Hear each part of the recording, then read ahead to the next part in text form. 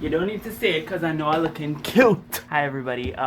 So today is a very special day because I am going to, I guess it's an award ceremony kind of, for the Codewood Award for Caribbean Young Adult Literature, which I was a judge for. I read the long list, so basically 45 manuscripts are submitted to the panel, and the three main judges read all 45 scripts and they came up with a long list, and I, being the YA reader, which is what my title was because I'm the representative of the young adults, right, even though I'm kind of old, I read that long list and I helped them determine a short list of 6 out of that, and out of the short list I helped them determine 2 finalists and a winner, and today we are announcing that at the BocasLitFest in the main library, the Nallis Library in Port of Spain. So I'm very excited about that.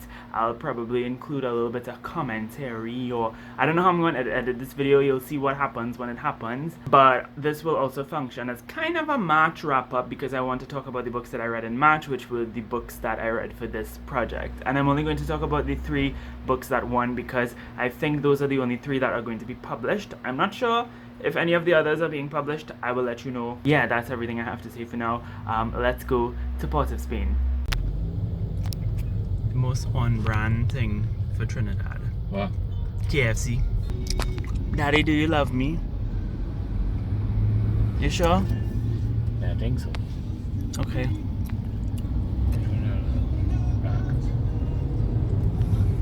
Alright, so because I suck at vlogging, I decided to kind of, revert to a voiceover for now. I got to Bocas, I went to the event, it was fantastic. I'll show some clips from that in a minute, but I just kind of wanted to show y'all what it's like to walk around, how cool it is, how fun it is to be all around these different books. They had free books, they had books to buy, there were different bookstores selling. It was just such a nice, wonderful, bookish environment, and obviously it takes place at the National Library. So, there's the Children's Library and the Young Adults Library. And I also decided to kind of take you all up into the Adults Library to show you what the Adults Library looks like. And I just love it. The aesthetic is amazing. I love walking around. I love how short the shelves are, so you could always see just how far and how expansive the library is. There's such a wide array of books, y'all. They have so much West Indian books, so much non-West Indian books. They also have my favorite book of all time. This is actually where I first read A Tale for the Time Being, and then I bought my own copy after. I love this book so much, y'all. It is so much better than your faves. Y'all don't even know. So anyways, I got to the award ceremony and it was a really, really fantastic, lovely ceremony. The 3 nominees were, first of all, Diane Macaulay, who wrote Daylight Come, which is set in a futuristic dystopian Jamaica. Y'all, this book is terrifying. It's basically a book that is meant to kind of show you what the long-reaching effects of climate change would be on the world, and it particularly gives you an insight into how that would affect the Caribbean. And it is, oh gosh, y'all, it's terrifying. It's scary, but it's such an important book. It follows a girl called Sorrel and her mother Bibi, and they're both trying to get away from the coastal area of Jamaica because it's receding, the sun is too hot, they can't go out in the day, they have to do everything in the night because the daytime is too hot, and if they go out in the sun they could die because that's how hot it is. That's how climate change has effed up the world at this point in the story. So they take a journey up into the mountains, which is a lot more livable. It's where the more elite people live, and they try to see if they could find somewhere to live and somewhere to stay. They end up staying with this tribe, and it turns into this adventure and this quest, and they want to overthrow the government. It was such a fantastic read, and it also addresses like neo-colonialism as well, and how that will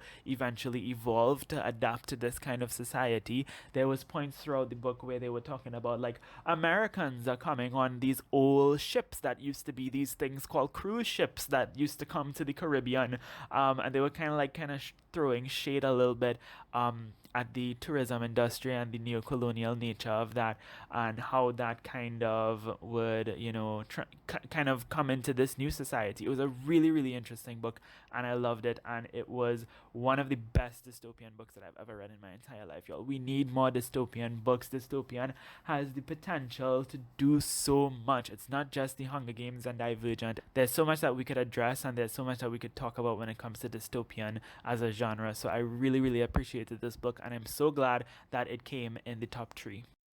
Soon there would be no more roads. Skateboards were not good for long journeys. Sorrel wondered what plans the other people had. She wished she knew them, even the males, knew anybody. She thought about the tribals. Somehow the word appealed to her. A tribe was something you belonged to, people who had your back. Maybe the tribals would take her in. She hooked her thumbs into her backpack straps and leaned into the weight of all her remaining possessions. She was thirsty already.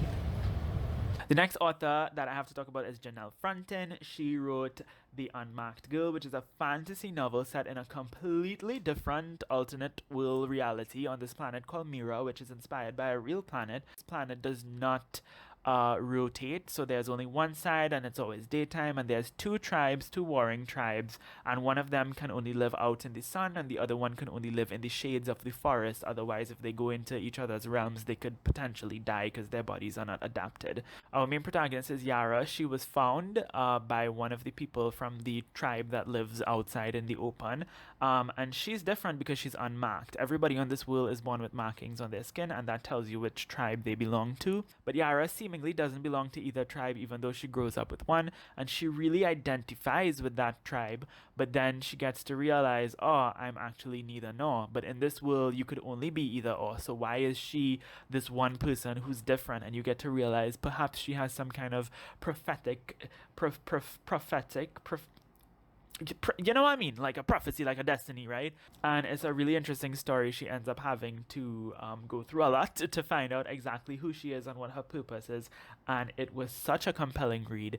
It was, out of all of the books, it was the one that I picked up and I just read in one go. I just sat down and I opened it and I just didn't stop until I finished it. And it was actually the longest book. It was that compelling. Really, really good. And you all know I don't like fantasy, right? Fantasy is not my thing. It is not my jam. But this book really appealed to me, and I think that that's just because Janelle Frontin is a really, really talented storyteller. Still, it wasn't the perplexity of its sudden presence that shook her. It was the eerie, ethereal language in which it spoke, a language she certainly did not know.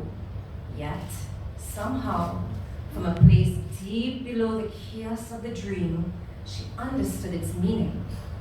Yaroslav, do you know who you are? No, I don't, she thought bitterly. Yara rubbed her eyes and glanced around her wooden room. It had been carved out from a giant sap tree by her own tribe father. Its walls and ceiling were covered in markings. It was said that they told of ancient stories and of times to come. These markings were found naturally on the trunk of every sap tree and on all living things on Mira. They were sacred.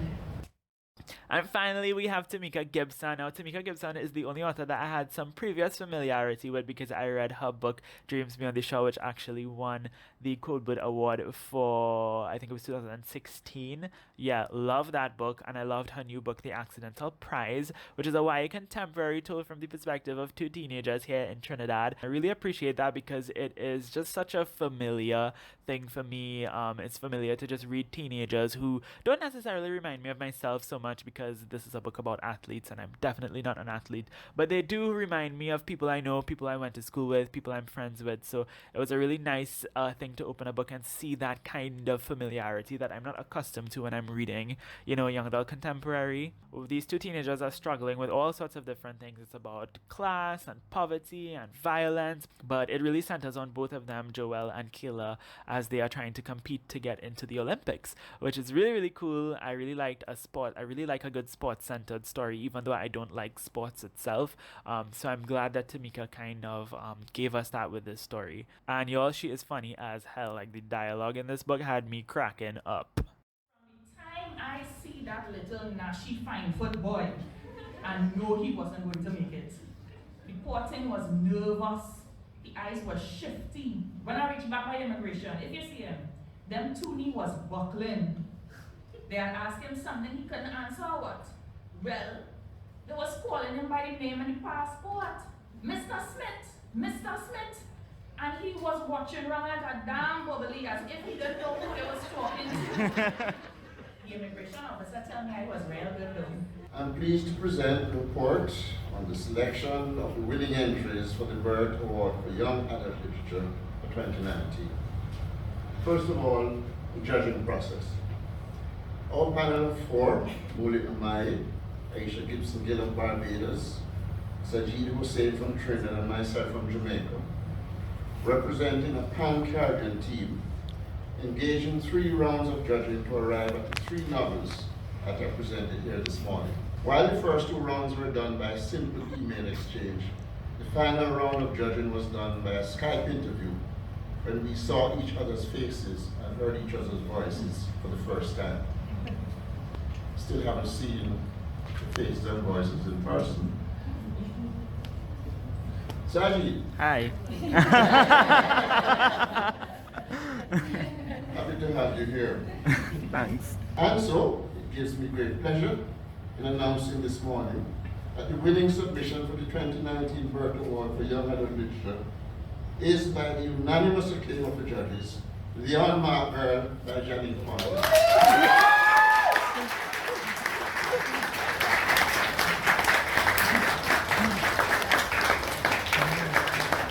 Second place award goes to Tamika Gibson for her novel, The Accident of Christ.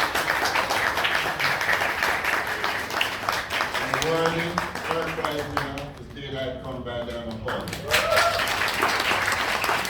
And yay, as you all saw, Janelle won, and I'm so incredibly happy for her. And I think her book can definitely go a really, really long way, and I look forward to Caribbean youth all across the region enjoying her story, as well as enjoying the other 2 stories, because Diane and Tamika did come through with some really excellent books as well.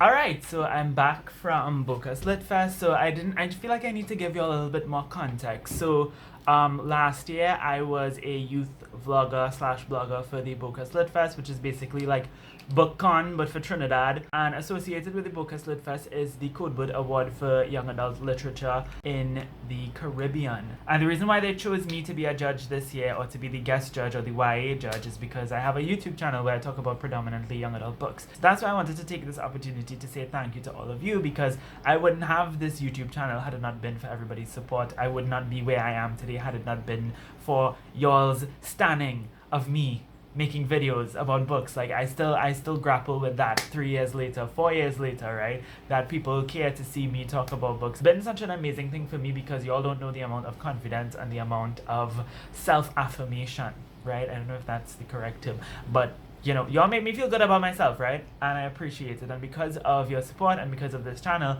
I was offered the opportunity to be the YA judge. And it was a fantastic experience. And as you could see by all of the people and all of the stuff, Janelle Fronton won. Congratulations to Janelle. I'm so happy for her. And I'm also incredibly happy for the 2nd and 3rd place winners, Tamika Gibson and Diane McCauley. They are all such amazing, such fantastic writers. I'm so incredibly happy for all of them. 3 powerful Caribbean women taking over the world. That's what we want to see. That's what we want. We only stand queens on this channel, right? So I wanted to end off the video with just doing a little Bocas book haul. Let's call it that. When you have book buying problems and you go to a book event, inevitable things happen. But before I get into the books that I bought, I actually got books for free. So basically they were giving out the winner and the 2 finalists for the last year Codeword Award for Caribbean Young Adult Literature. So let me just show you what those were. I'm not sure which came in 2nd and which came in 3rd, but these are the 2 finalists from last year, 2018. So this is My Fishy Stepmom by Shakira Bond. I have no idea what this is, but I love the artwork. I assume this is the fishy stepmom right here. Oh, she does look kind of fishy. I don't know, it looks like a cute little fun, maybe more middle grade-ish kind of young adult book. There's a snake and... Oh! A snake... Oh, okay! The stepmom... Is she a snake? Oh! Well, I have to read that and find out. I also got a Dark Iris. I'm sorry, y'all, I don't even know like what countries these books are set in. Oh, okay, so this author is from Barbados and this one is from Bermuda, so that's fantastic. And the winner of last year was The Dark Sea by Imam Baksh. I did an interview with Imam Baksh on my channel. I will link that in the description, and I'll link it in places, right? Definitely go look at that. He is such an amazing author. He is from Guyana. I read his other book, which I have here, last year, called Children of the Spider, which is also really good, and which also won the award for 2015. This guy is really talented, y'all. He be winning all these awards and stuff. So I assume this is set in Guyana, and it's following a little 15-year-old boy named Danish. Sounds cool. He's going to Essequibo High School. Interesting. My grandfather was from the Essequibo, one of the islands in the Essequibo River called Wakanam, which is in Guyana, so that's pretty cool. So yeah, looking forward to reading those. On to the books that I bought. The first book that I bought was The Unmarked Girl by Janelle Fronten. This is the one that won the award this year. So the books are not usually published by the time that they win the award because they are submitted to the judges as unpublished manuscripts. But Janelle's book was already self-published. So this is actually a self-published book that I bought, and I also bought the sequel, which is called The Eld Queen. It is a really, really interesting fantasy series, and I bought the sequel because I was very interested to see what happens after this, because this ends on quite a cliffhanger, and I believe there's one more book coming out in the trilogy. It's called the Yara Star Trilogy. The reason why we picked this book is because we felt like this book is really, really palatable to young adult readers in the Caribbean, and it's a book that could be appealing to all types of readers. Keep bumping my hand into the damn doorknob. It's a book that could be palatable to all types of young adult readers as well as older readers as well, because me and the judges, right, we all as adults, right, and we all enjoyed this book. Janelle did an excellent job, and for a self-published book, it is brilliant. And the covers for self-published books, oh, sis, she came through. The last book I bought, I just bought it solely because of the cover, and that is Deux Songs by Danielle Boudou Fortuné. I'm not sure how you say her name, so I apologize if I'm pronouncing that last name incorrectly. But she is a local Trinidadian author, and this is actually a collection of poems. Now, poetry is not my thing, but I want it to be my thing. I want to give it a chance. And this is one that I have been saying all over the place. And it's so, so, so gorgeous, y'all. This cover, I don't know if y'all could even see the detail. It's beautiful, and it was actually designed by the author herself. Not only is she a poet, but she's she's an artist as well, like a visual artist.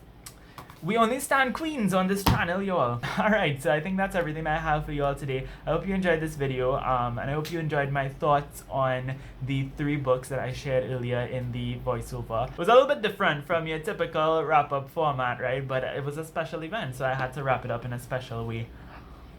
I'm eating a banana. I kind of forgot it was there. So. Anyways, I'm gonna eat my banana. Hope y'all have a good day. Thank you so much for watching this video.